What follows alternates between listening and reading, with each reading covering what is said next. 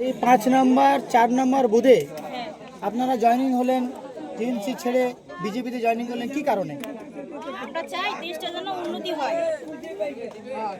তার জন্য আমরা বিজেপিতে আসলাম। তৃণমূল অনেকদিন দেখলাম, আর দেখতে চাইনি। এবার আমরা বিজেপি থাকবো, বিজেপি করব, বিজেপিকে জিতাবই।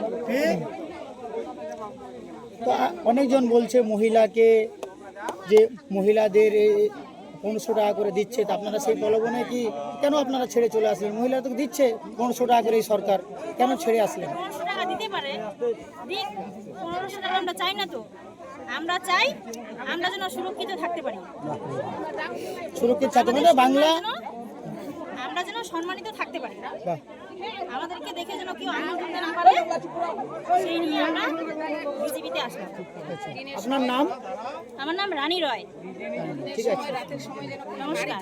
মানে কতজন জয়েনিং করলেন আপনারা আজকে? আমরা 65টা ঘর। 65টা ঘর, হ্যাঁ, ঠিক আছে। এবার আমাকে বিলবার করতে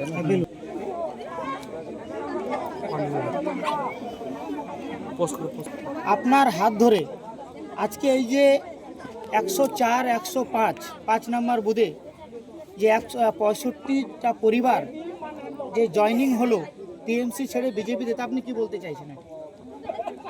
বহিরাগত বিধায়ক এবং তার সরকারের উপর মহিলাদের সম্পূর্ণ অনাস্থা, আরজিকর কাণ্ডের প্রতিবাদ, শামশেরগঞ্জ কাণ্ডের প্রতিবাদ, এই সবেতে গোটা বাংলা জুড়ে যে নারী নির্যাতন হয়েছে তার এই প্রতিবাদে আজকে বৈরাট্টা অঞ্চলের বিলভার বুথের 65টি পরিবার, যার মধ্যে সিংহভাগ মহিলা, তারা আজকে তৃণমূল ছেড়ে বিজেপিতে যোগদান করলেন।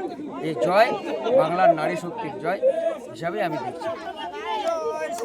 তা আপনি কি এই হরিরামপুর বিধানসভায় কি আশাবাদী, কি করছেন?